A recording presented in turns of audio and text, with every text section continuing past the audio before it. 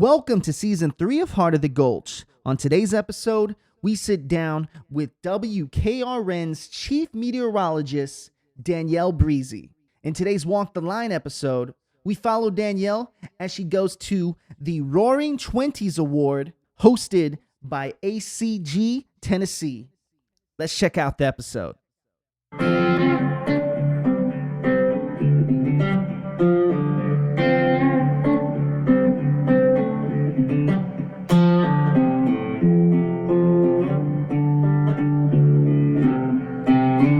We are in the Heart of the Gulch. My name is Tony Mendoza, your host, and today we got someone born and raised in Philadelphia. Born and raised. I love that song, by the way. So also we have a Cornell graduate. Yes. My goodness. And then, look, from Texas A&M, trust me, I cannot even spell Cornell if you had it put out there. Now, she has been all over the United States, from Dallas, OKC, Boston, and what's the other one? Salisbury. Salisbury, yeah. Yeah. And then now in Nashville, Tennessee, we have News 2 Chief Meteorologist in the building. We got Danielle Breezy in the building. Hello. How are you doing, Danielle? I'm good, Tony. How you doing? You know, I am feeling good. The sun is finally out. We're filming this in March. Yes. And it is beautiful outside. And I'm wondering, have you loved the weather that's been out right now? Oh, I got to tell you, I'll take a sunny and 75-degree day any day over a storm day. I can tell you that much. And not only that, this city has been very not humid lately. Yeah, which is nice. I mean, well, just wait till like May. It'll all of a sudden the humidity spikes, the summer comes in, and it's like 95 to 100 every day. How humid was it growing up in Philadelphia? It wasn't actually that bad. I mean, I would say sometimes in the summertime, it could get a little sticky, icky, but Philly actually, I would say, is colder than here sometimes. You know what I mean? We get more snow up that way. So I remember, if anything, a lot of snowstorms when I was a kid. See, from South Texas, I don't even know what that is. You're like, wait, snow? Yeah, huh? we have ice storms. Yes. And that's it. So, and you know exactly what I'm talking about from reporting in Dallas, is that, when a little bit of ice hits the ground, everything slows down. Just about, right? Now, I can only imagine in Philadelphia, there must be a lot more than ice. Yes. And talk to me about just growing up in Philly. How was it? Well, growing up in Philly, I mean, obviously, if you don't know, I'm an Eagles fan. I love my Philadelphia sports. But I will say, it was a lot of fun. I went to public school, and that's kind of how I got into weather. So we had the blizzard of 93, the ice storm of 94, where we actually ice skated down my road, which was pretty amazing. We had the blizzard of 96, and we had some tornado weather too. And so for me, I remember it. I've always loved weather since I was a kid. But then in 8th grade, a meteorologist by the name of Glenn Hurricane Schwartz, who I think has a better name than me. He came to my school. He was a hurricane hunter. That's how he got his nickname. And it was so cool to see him. And then I realized, okay, this is something I really want to do. So I went home. I told my parents about it at dinner. My parents were like, well, you should write him a letter. Well, that time we didn't have email. So I wrote like a handwritten letter, put my home telephone line. Kids don't even know what a home telephone line is these days. The long cord. The long cord. Like that. No one could be on the other line, which typically I was the oldest, so I never had to deal with it. So yes, exactly. Kids do not know. Kids do not know. So I put my home telephone line. I left him, I wrote him a letter. He called me and he invited me to the station. So I got to go up there, meet him, and I did my project for high school on him and weather itself. And so I think that's like my biggest fondest memory. Is like I always knew I wanted to do the weather. And then like in high school when I played sports, field hockey and lacrosse, they would call me Danielle Doppler. Doppler. Because I'd be like, oh, Doppler's going to rain on our game. And I'd be like the resident meteorologist. I love that. Man, because 8th grade, huh? So I think everyone finds their passion in different times. Right. And find the opportunities at different times. So 8th grade is so early. Right. And not only that, not everyone knows what they want to do when they're in middle school. Right. I mean, what was it particularly that you got to see that made you fall in love? I mean, I would definitely say it was him coming to the school. I think that kind of like cemented it for me. I thought weather was fascinating. I used to watch the Weather Channel, like all those things. I was kind of those kids. I love the storm videos, like the tornado chasers.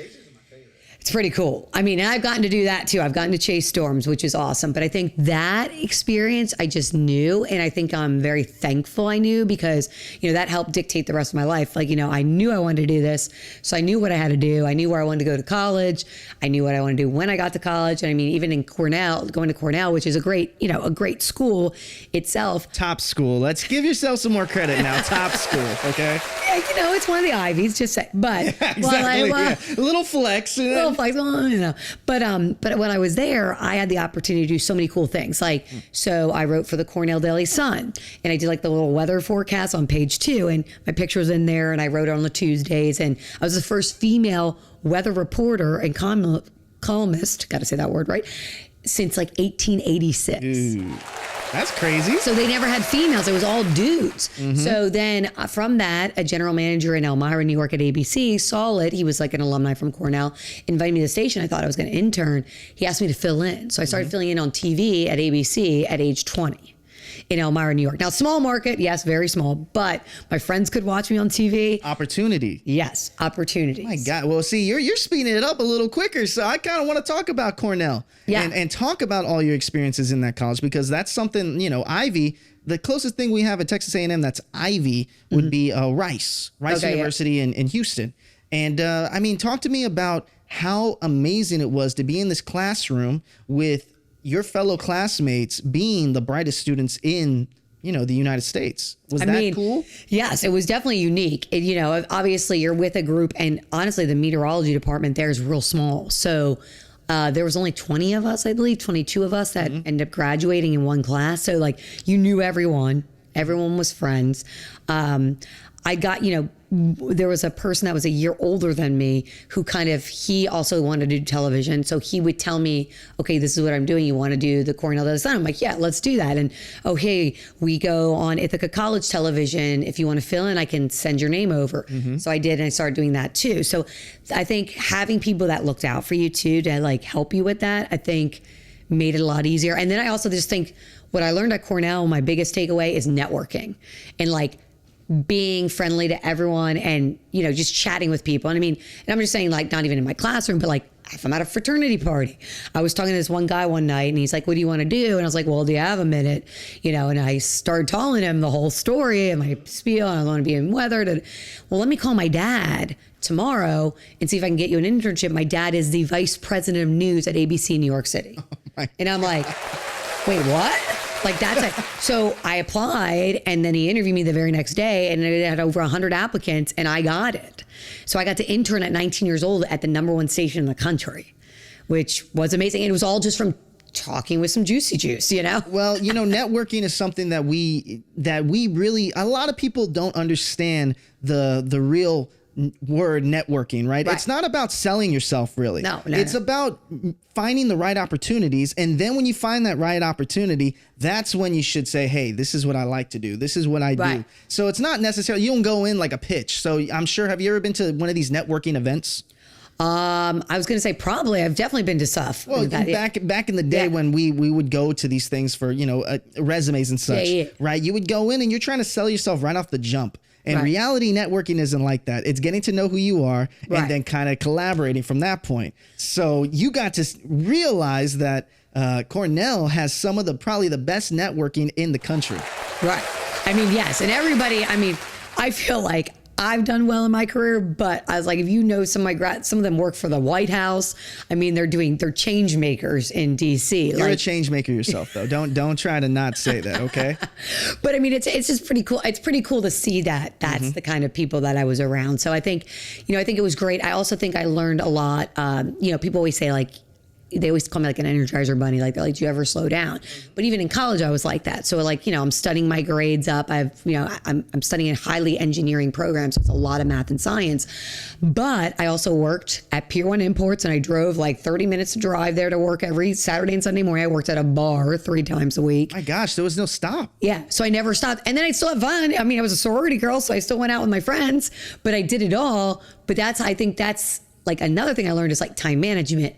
How to how do you pack your schedule and get through things and still give quality when you're doing your things, you know what I mean? Because I always put my, when I'm at Pier 1, I'm focusing on the furniture, what I was doing. I'm at the bar now, I'm focusing on making sure people have good service. And then I'm at school, focusing on good grades. And I'm out with my friends, I want to spend time with them. When is your time? We'll get to today, but I'm just talking about, I'm sure traits stay with you, right? So like my time to, at the end of this week of all the filming that we're going to do, my main thing is on a Sunday, I like to just soak in the tub. What is your area of peace? I would tell you going for a run. Like going for a run outside in the sunshine. Sometimes I listen to music. Sometimes I don't even listen to music and I just go. And I like doing that, or going for like a nature walk with a girlfriend. That's usually some of the things I like to do with my husband. I like to, just sit on the couch, maybe have a glass of wine, watch a fun rom-com. That's kind of my tune out. But I like to de-stress. Usually running or walking is like my big thing. Oh, well, you know what? You look really athletic. So I definitely believe you have a better mile time than me. Now, let's talk about all the changes. You have been everywhere, it seems, around the United States. What has been one of your favorite locations you've ever had to do your job? I was going to say, everywhere I've went, I've picked up something that I've loved there. You know what I mean? And I think I've made the most of it. I think one thing people don't realize about television jobs is, yes, you have to move and you have to be adaptable and you have to I'm from the Northeast, but my second job after Salisbury, Maryland, I went to Oklahoma City. That's a big culture shock. You're going to Oklahoma City. People are relaxed there. Very relaxed. They're slower, in a nice way though. They enjoy their life. I went to the grocery store and I'm like a Northeasterner ready to get out, and the guy in front of me is chatting to the other guy, and you stick out a little bit. You stick out, and then I'm I'm like, oh, I'm so sorry, and then they're talking to me oh no, that's Tony. It's okay. Yeah. They don't even care. They're like, oh yeah, say hi to him. So then I was like, oh, so people actually don't mind that. So you kind of learn to observe it. I liked Oklahoma because I only knew one person when I moved there, a girlfriend from college that lived there, but I met some of my best friends there. I had a group of girlfriends there. We were all in it together, and I just had a lot of fun there. I don't know. I think I had off Mondays and Tuesdays randomly because I worked weekends. And I found the Oklahoma City Thunder, a great basketball team. I go there all the time. And back in the day, this is young. This is baby Danielle. So it's in 2009, So, and they were really good. That's when they had Kevin Durant, and they had. That's when they had all three. Yep, you got it. They had Harden. They had them all. It was good. Yeah, it was a good team. Breezy knowing all the main three, the big three. So from San Antonio, the Oklahoma City Thunder would come to San Antonio a lot. That's when San Antonio had the big three as well. Okay. Now, one thing that I can realize, I've only been to OKC one time, and it was when I was driving, and I was driving straight up. Yep. And what I could tell you, it was nice. OKC was nice because from that point, from driving from Texas up, there really isn't very much. Right. And so when you go to Oklahoma City, you finally see a city. Yes. And you're like, oh, finally, I could just get a nice place to relax and get a nice drink. What were some of your favorite little things to do in Oklahoma City to, just to go out and have fun? Well, I lived in Bricktown. So I lived downtown Bricktown. We lived in what's called Deep Deuce, and we had our whole neighborhood, which was we had the Deep Deuce Grill, so we'd all go there. We definitely went to a lot of shows, concerts. There was the amphitheater, so we would go see shows there. Because it's the major city of that entire state. That's what I was going to say. Got a lot of seats. It's parked right in the middle of Oklahoma, but Oklahoma's huge. Yes. And you go outside of it, there's not much. But I did love when I flew in to interview there that there was a skyline. Now, granted, maybe 4 buildings, but there was a skyline. There is a skyline. There was a skyline. I was because when I went to Salisbury, Maryland, they were I was oh, where's the skyline? They're oh, it's this row near the river, and there's 3-story buildings, and that was it. I was man. Well, what about speaking of Oklahoma City, and I thought that was one thing that stuck out when I was researching you, right, was Oklahoma City. And because when we're talking about weather and we're talking about severe weather, I would think the Plains area, is that considered the Plains or not? Yeah. Yep. The Plains would be one of the areas in the United States that would consistently have higher severe weather alerts. Is that a real thing? No, that's a real thing. So when I was in Maryland, my first job, I talked to a news director, and they said to me, if you want to be in a big market, you need to go get your chops in Oklahoma City. It's the best weather market in the country in terms of it has every kind of weather. So that went in my head because he was a big market news director. And I was I'm going to go to Oklahoma City. I figured it out. I got the job there at Fox, and I went there. And let me tell you, we had all kinds of weather. The first year I was there, we had the Christmas Eve blizzard, 14.1 inches of snow on Christmas Eve, shut down the city. It's just like here. You have to wait for the snow to melt. There's not a lot of plows. So it was devastating. Then we had the May 10th, 2010 tornado outbreak, 36 tornadoes, which is wild. Like I had a pager back then. This is how old school was. No, that's come on. It's like a dot. 2010 is not a pager. But we had like this pager. They paged me at 10 o'clock in the morning, which is an early time into work. You know, normally coming in at like noon. So came in at 10. Our first tornado warning was 11. We were on the air through all night. They let me off around like 9 p.m. at night. Sent me out live to one of the hardest hit areas in Edmond, a nice suburb. Went up there. And like literally going over like live power lines, damage, people are freaking out. Like, so I go over there and this woman's like, oh my God, Danielle. And I was Volmar at the time. That was my maiden name. Danielle Volmar, like, you guys saved my life. Like, do you see my house? I sit in this corner. Everything else is gone. And then we're like searching for her wedding album and her dog. And it was just wild. And she was crying and emotional. And I think that hit me like that night. I remember thinking, okay, this is a really like important job. Like we really can save lives.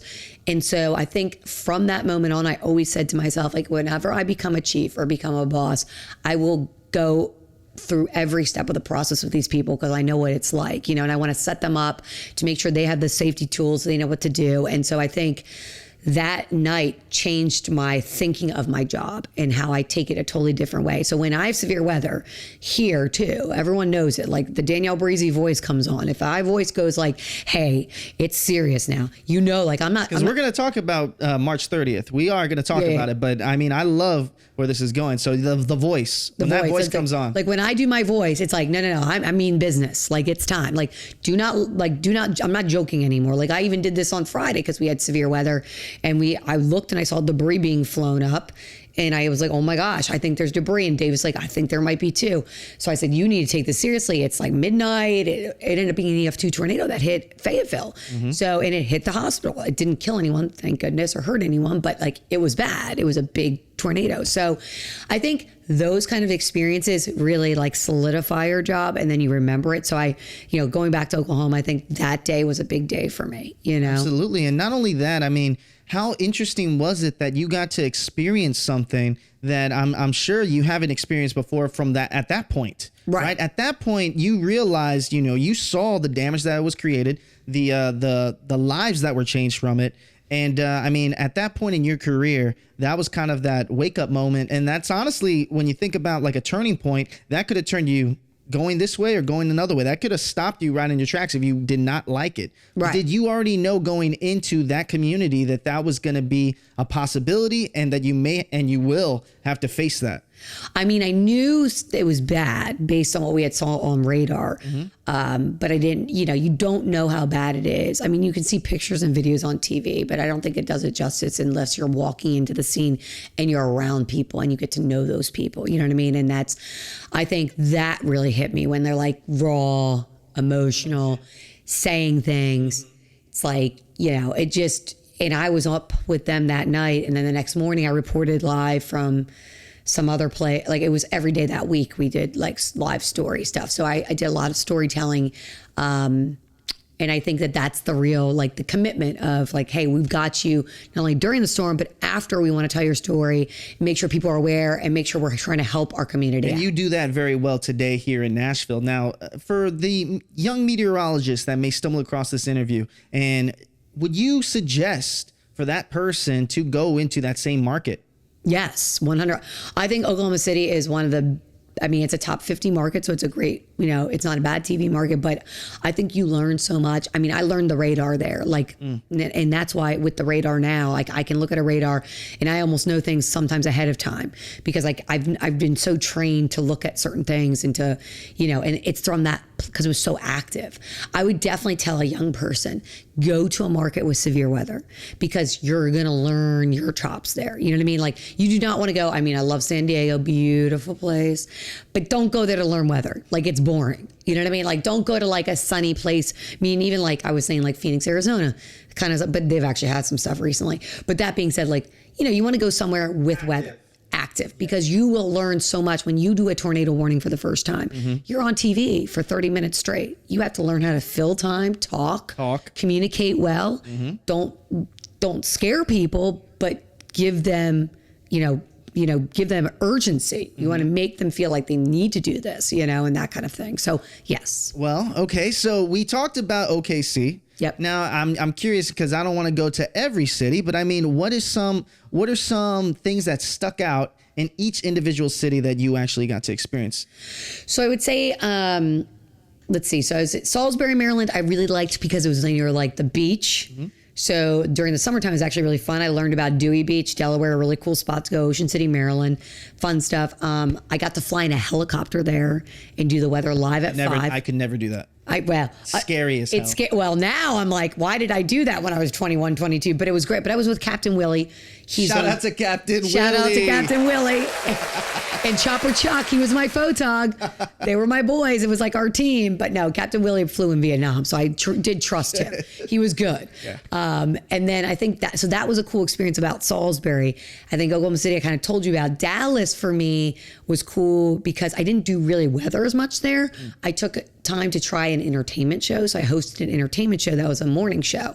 I did weather for it when there was... I could totally see you doing that. Yes. Absolutely doing that. I think it happened because in Oklahoma City, they transitioned me from weather to also hosting. Like during the week, I would host, like do reporting with feature reporting. I would do the 9:00 show and host it. So from there, I was like, I might as well try this. So I went to Dallas, hosted this thing, had a great time with it. But during it, there was a tornado outbreak locally.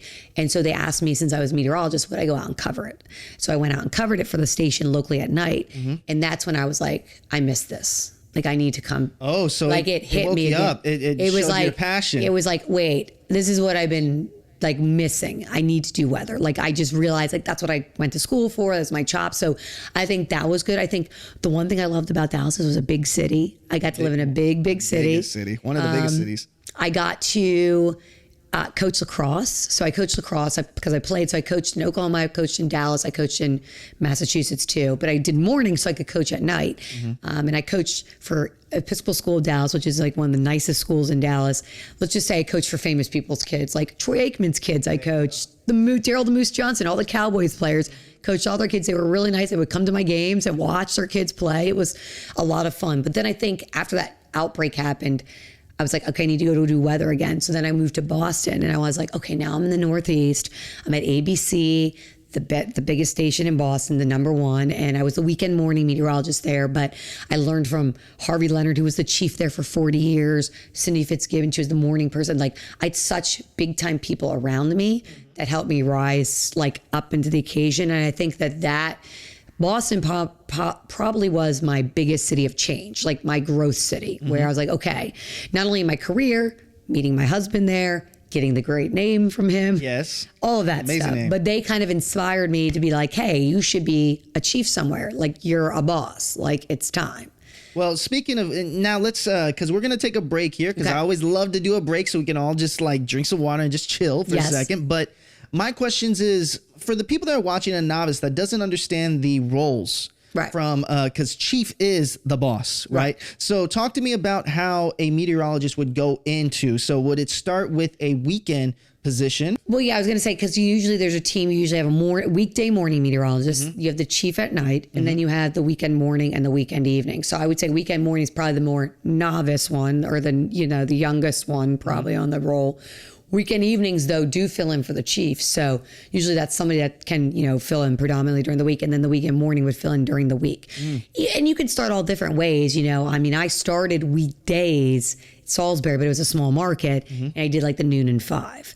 So I wasn't but I would fill in for the chief. I'd fill in for the morning person if they were off. And then I did weekend evenings in Oklahoma City, and then moved eventually weekday mornings, and then went to weekday mornings in Dallas, but that was more hosting, and then came back to Boston, did weekend mornings, and then from there basically was like, okay, what am I going to do next? And then I was like, I would love to get a chief job if I could. So Boston's a market number 9 or market number 29. So I dropped 20 markets, but I got a bigger position. So Nashville, Tennessee. Yes. You just said it. You went from in Boston. What rank was that? It was number 9. Number 9 to number 29. Yes. Now, when you relocated here to Nashville, when was it? In 2016? 2016, yeah. I know that. I like how you know that, yeah.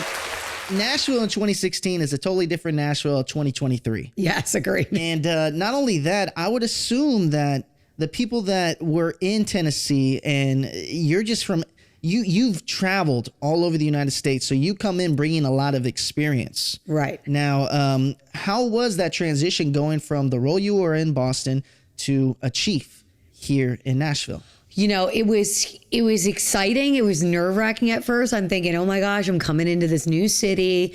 And I was replacing Lisa Patton, who was retiring. And she had been here for 25 years as a chief meteorologist. Wow. When I interviewed, though, here with her, she was awesome. She took me to dinner. She told me, like, look, this is going to be a great role for you. You could be here forever if you want. You know, she was a very good guiding spirit. And when I came here, they did a really nice job at my station of having us work together for a month. So she and I would do, like, I would do. That's not normal. That, sometimes no. Sometimes they just, the person goes and a new person comes in. Kidding me? That's tough. But that's weird to me because, I mean, she had been there for so long. It was a presence. So she kind of, we had so much severe weather. The handoff. It was like basically like we just passed the baton. Mm-hmm. But during that month of July, because I started on July 4th, was my debut on air during the 4th of July fireworks. That's cool. And we had severe weather. So, of course, I'm like doing severe storm coverage as I'm out live in the fireworks. But it was really fun because that's a big audience. You know, a lot of people are watching. And then that whole week we had severe weather. So her and I were like tag teaming together. And then through the month we did stuff. And then at the end, she basically said, you know, here's Danielle. She's got you.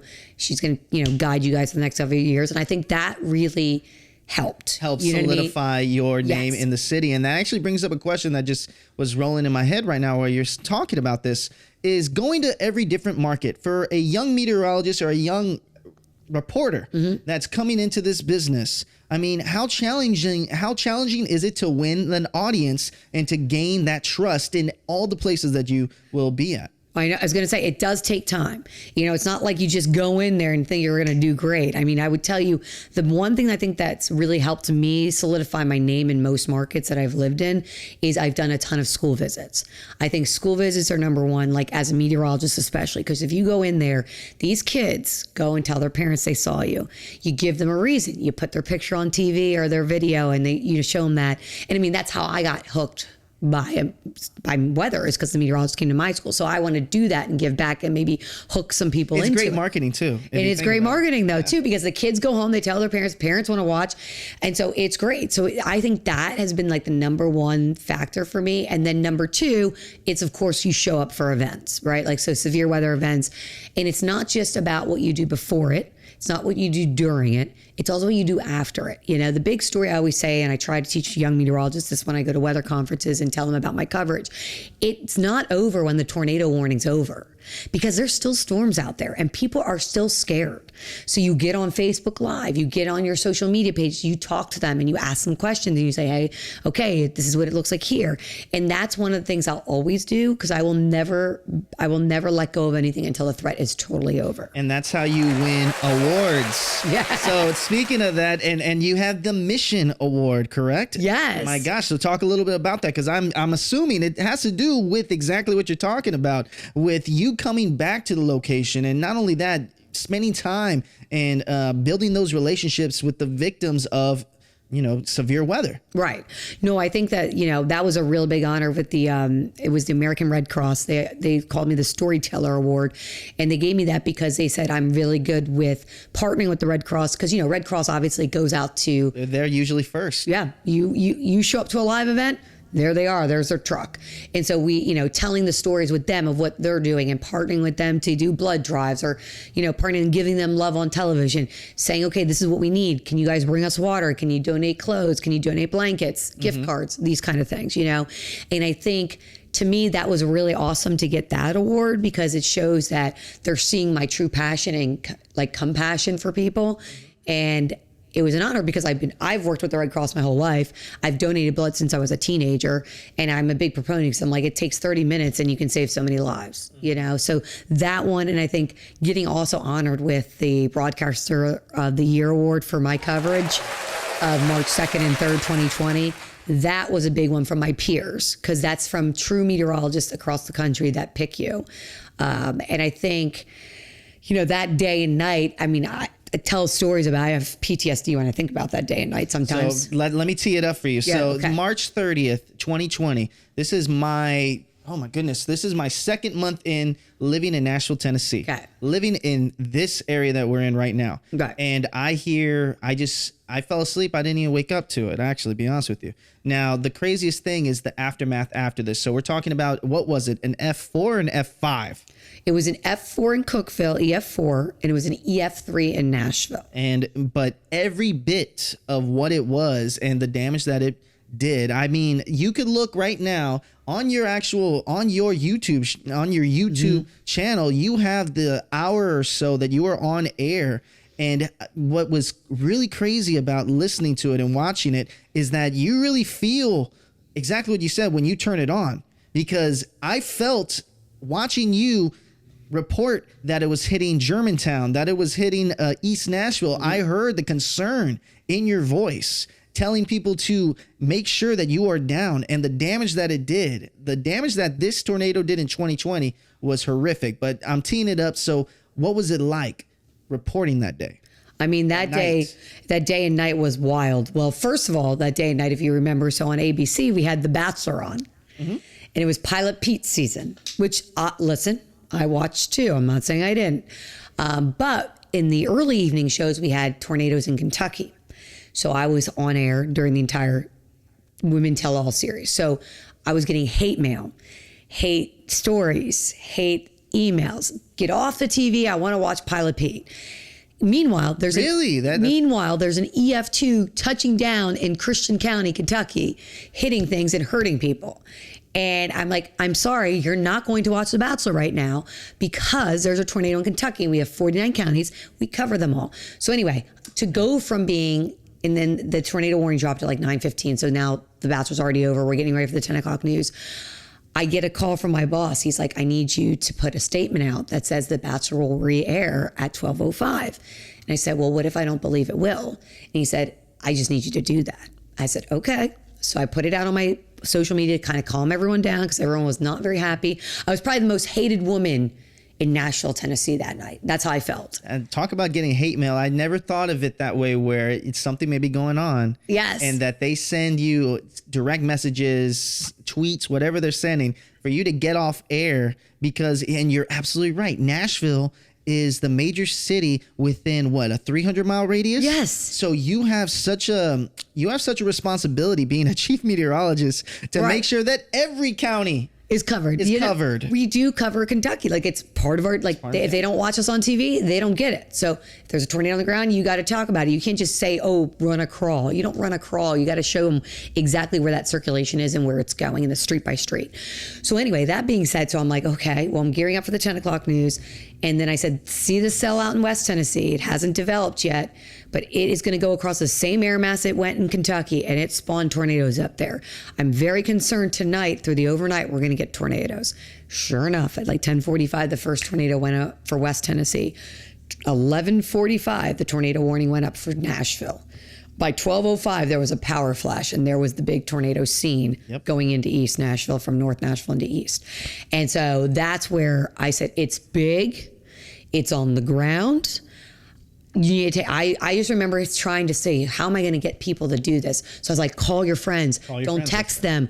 Wake them up. Call them. This is serious. Like, I'm texting my friend, or I'm calling my friend right now. She's okay. She's in the basement with her babies. Okay, we're good. Like, I was trying to give people examples. Like, and then when one of my meteorologists went to call her husband to make sure he was okay, I was like, she's off air because she's doing this right now. We all need to do this. And so it was crazy. And then, obviously we get all the damage come in, the damage reports, and our reporters are getting there. And it's kind of a blur that night because I just remember being like, well, because you had to keep going. So that's one thing I remember watching the video, is that you kept going, and it's because you had to report. And a couple questions that bring up on this is, number one, that location where it did hit, or where it was forming, right? What was the population of just that area that it was hitting? Isn't it? That's the so that's Germantown and East Nashville. Germantown, North Nashville. It even went through like the hospital area, like that west area. So we're talking over what, 200,000 people? Just to be modest with 200,000. Right. And talk to me about being in the area inside the News 2 room reporting all this. It's not that far away from you. No, it's not far away. Does that freak you out ever? I mean, yes, of course that scares me too. And I think about I think about where is it going? Is it coming my way? Because luckily you can see it too. Yeah, and I can see it. I knew where it was. But no, just knowing that it was after midnight and it's hitting populated areas, and it's big. So there's not much you can do. You need to get down underground if you can, or, into a low level center of the room, no windows. And just knowing that. And then, we come in, it lifts for a little bit, I guess. It lifted. So it was on the ground for Davidson, Wilson, and Smith County and lifted up. And then we're focusing on the damage, right? And we have reporters out on the scene, but I'm still watching the radar because my threat is not over yet. So I'm talking, Neil Warren, I think, had gotten in at that point. And I go, Neil, throw it to me now. I'm watching a potential tornado now in Putnam County. So he threw to me. I get on. I start talking about it, like, oh no, it's getting tight quick. So then we came on as our station a lot faster than other stations because we focused on the Nashville damage. So that's why Putnam County people really trust us, because they said, you were the only one on as Cookeville was getting destroyed. Is it amazing to hear these I was going to say civilians. Right. Is it amazing to hear just Nashvillians and surrounding areas hear your voice and say, you really make me relax. I mean, because I remember there are times when the weather, we're in Nashville, Tennessee, baby. It gets tough. And, but it's so reassuring when I can turn on my computer or turn on my phone, because I don't have TVs in here, but it's nice to hear your voice. Right. Do you get a lot of people saying honestly, when your voice is on, I just feel that much safer? And people do say that. They always say, I know if you're there, we're going to be good. You're going to be with us every step of the way because you showed it. You've been there, and you are one of those people. I'm not a chief that works till 1 a.m. in the middle of a tornado break and then just leaves. I stay through the entire threat. So that day I stayed on air till 8 a.m. and then I left for an hour, and then I came back and was on air from noon out live till 10:30 at night. I think that they say because you're urgent, but you have a tone that if you say this tone, it makes me get out. This one lady told me, she's like, I literally heard it in your voice and knew something was bad. So I got my husband, who he heard it in my voice that I thought it was bad, and we went in the tub. And we sat there, and the tub started to lift, and the tornado hit them and took the roof off, took the side of their house out, but they were okay, and they set them back down in the tub. Is that the best? I'm guessing. So just for the people that are watching this that may be in Tornado Alley, or because there's a lot of threats when it comes to weather. Right. But just when it comes to a tornado, is the best place for the person watching this right now, is that in the tub?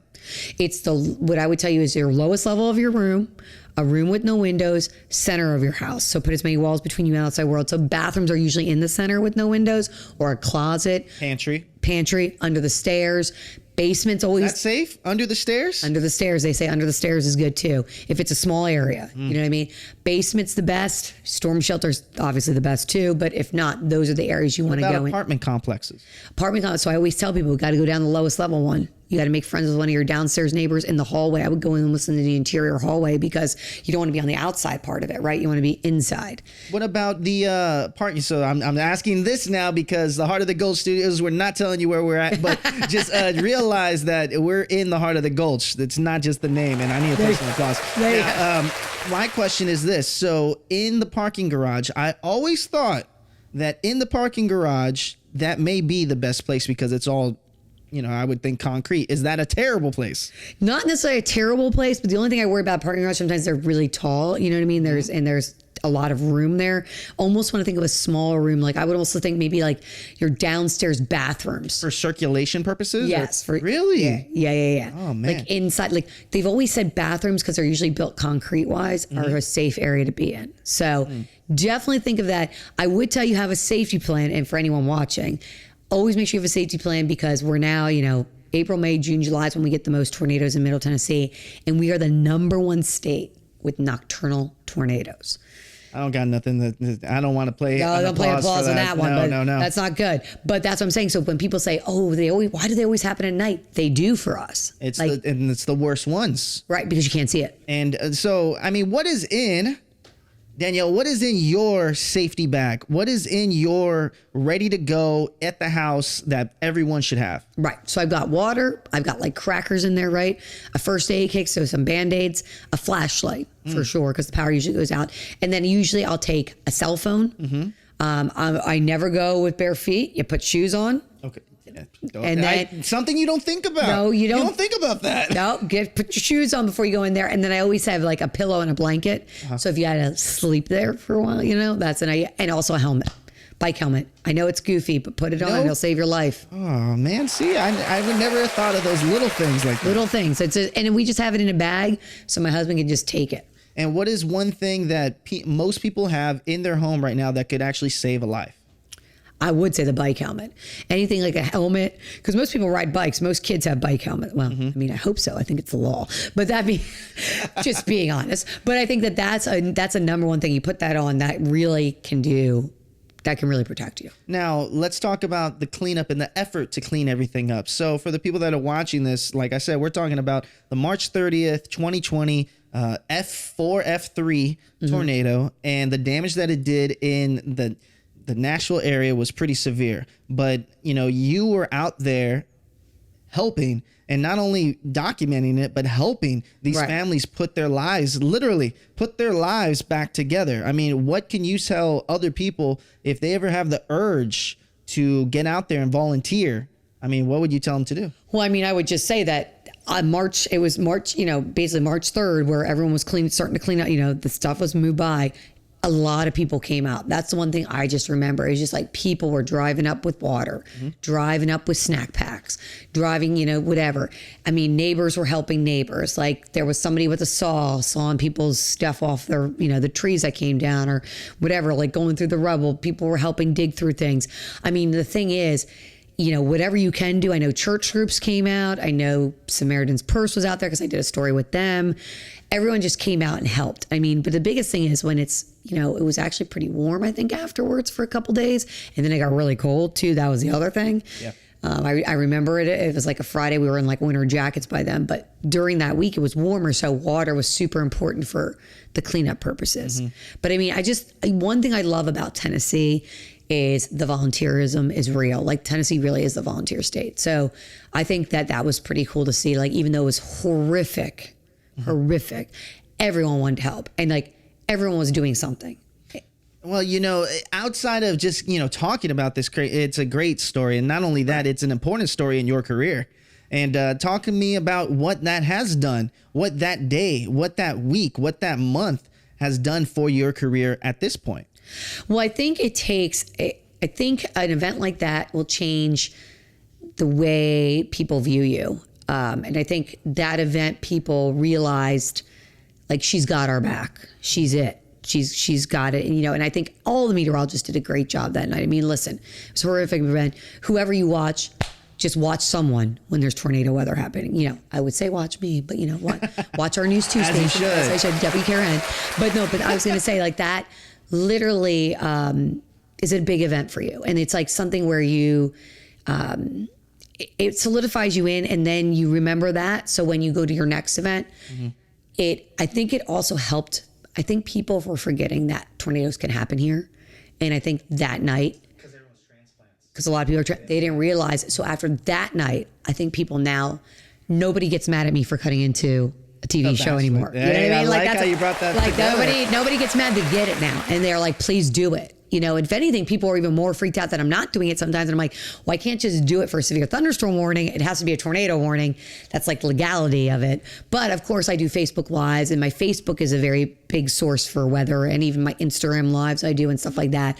I think people realize that. And it wasn't just like the week after, it wasn't just a month, just like you were saying years later. I was out at brunch like a year later, and this lady said, someone already paid for your bill. And I was like, what? And then she's like, oh, they left you a note. And it was like, thank you for saving my life on March 2nd and 3rd. Without you, I wouldn't be able to have brunch with my husband and our 2 dogs today. We appreciate your coverage. Well, see, that's what I'm talking about. Now let's grind it up a little bit. Right. So, all right. So Danielle, what is your favorite type of weather? Well, I do like severe weather in terms of like, that's probably like our Super Bowl of weather. Vacation weather, I should say. Oh, vacation. What's your favorite type of vacation and what type of weather is around that vacation? Beach. Beach, 100%? 100% beach. No snow at all? No snow. Oh, no. That's why I moved south. Ah, okay. Less snow, the merrier. I lived in Boston. We had the snowiest winter ever on record, 110.6 inches of snow, 2014, 2015.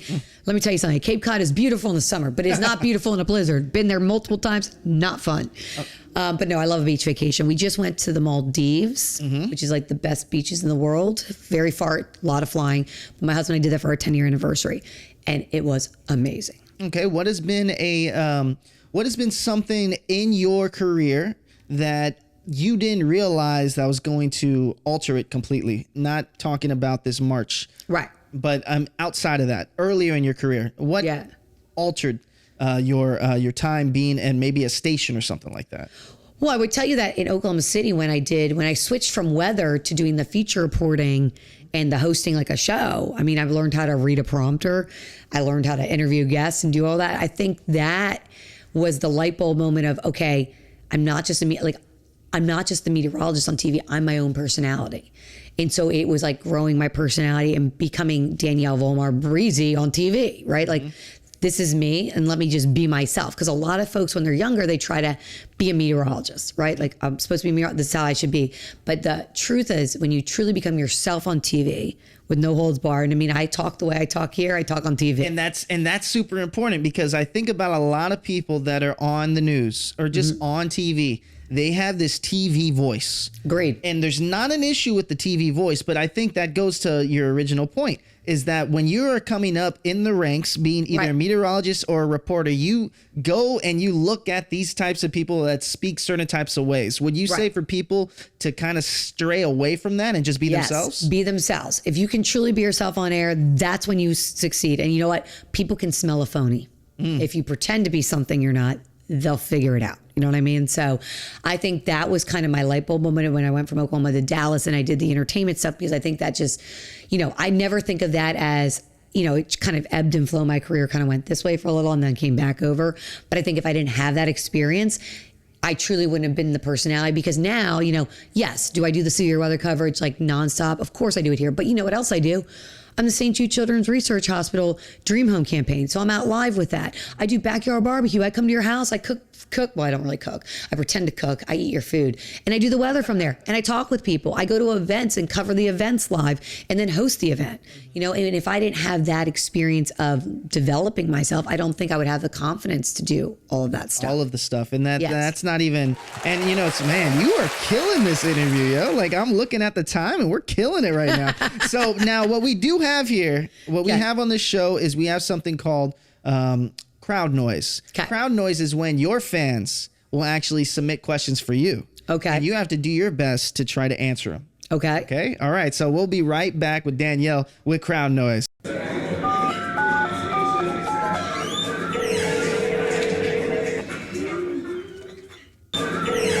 I started working at News 2, I saw Danielle Breezy work in the backyard barbecue segment.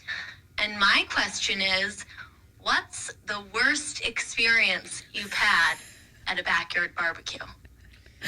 All right. So what is your worst experience? And no one says their names, by the way. Okay. So what has been your worst experience at a backyard barbecue?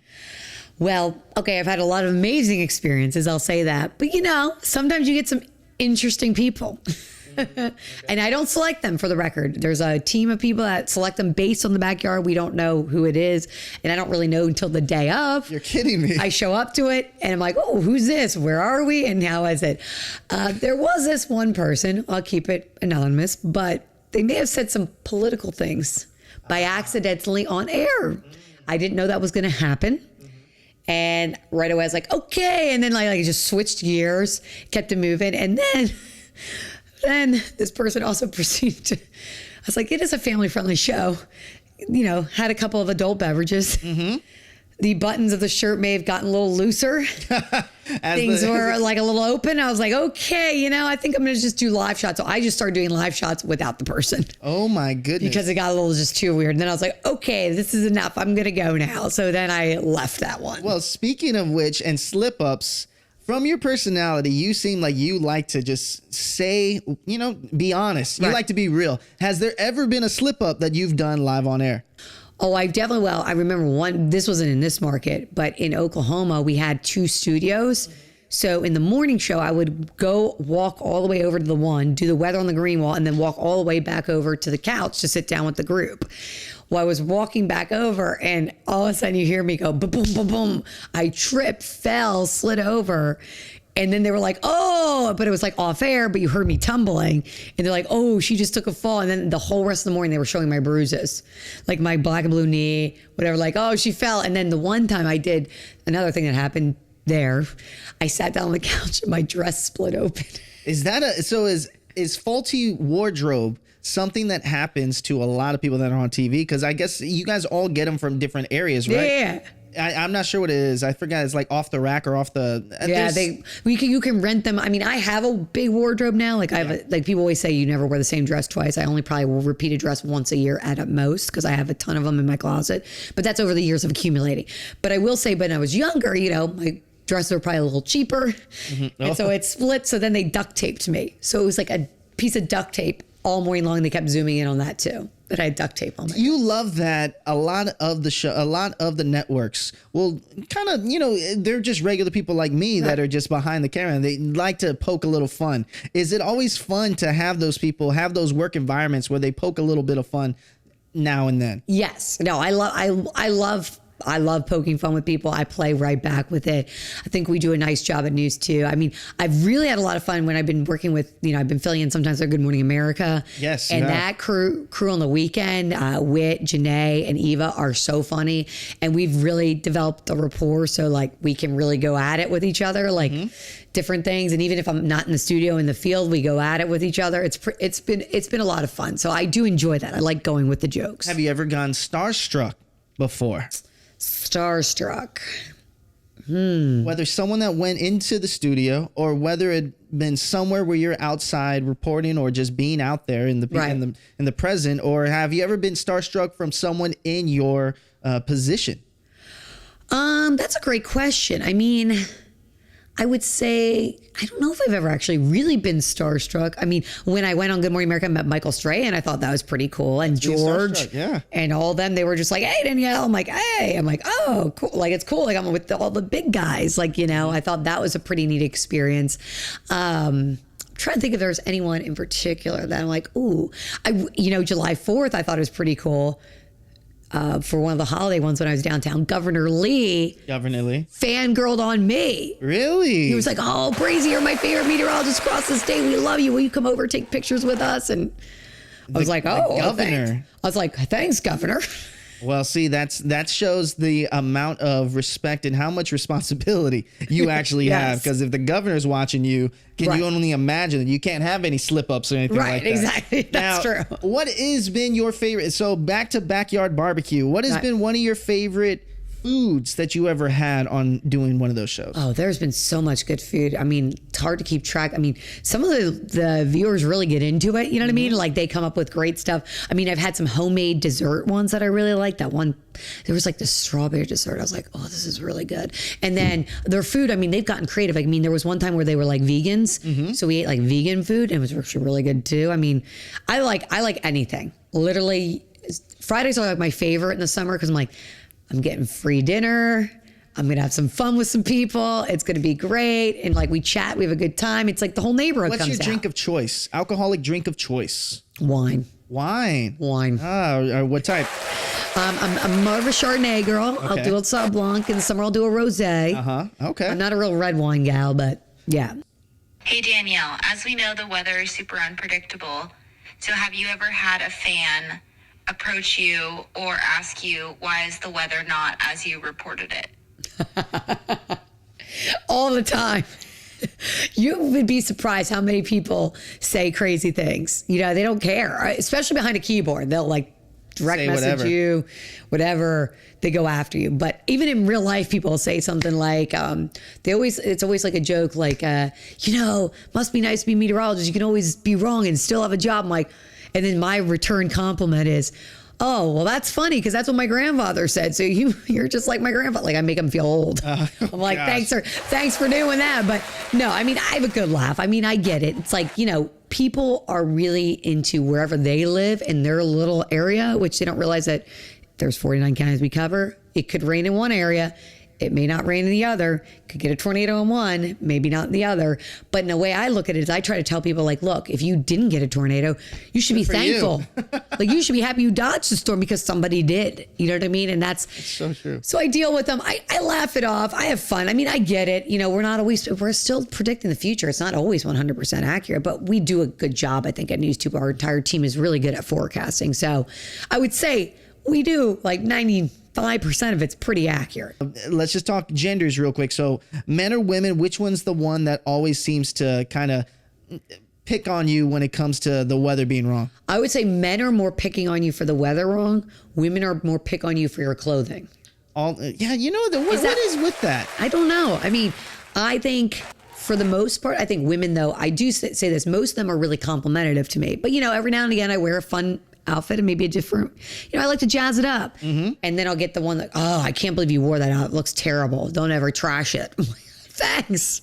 I was like, would you tell that to your kid? Would you tell that to your mom? Where do everyone get where do people get those responses? Is it directly through DM or like what is it? Well, a lot of times it's DM, I would say, like through a face or an email. People email you all the time. I was like, I would never have emailed anyone, but I mean, whatever. I mean, they're active, obviously. They want to. And they're watching. I guess that's the point, right? I mean, my thing is, as long as you're getting response, good, bad, or ugly, you're getting response, so they're watching you. Oh, man. Okay. So the way that we tee up your day in the life, I'm excited. It could be anything. We could go back to News 2, or if we can do something outside of News 2, that's what we would love too.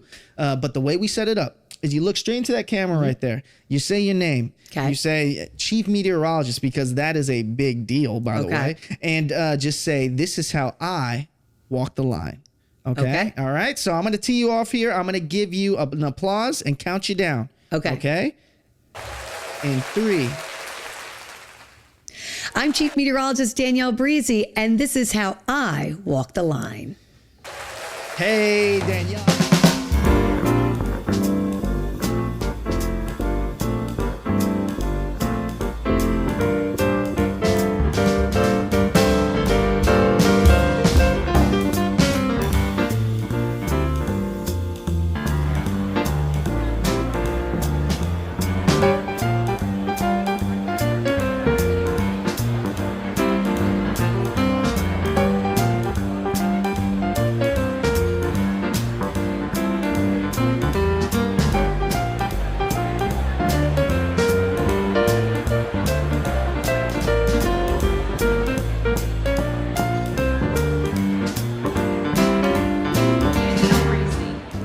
Danielle serves at WKRN News 2 as a Chief Meteorologist. She has the Certified Broadcast Meteorologist seal, which is the highest seal a meteorologist can have. In 2020, she was named by the Nashville Business Journal a 40 under 40. Please help me welcome Danielle Breezy.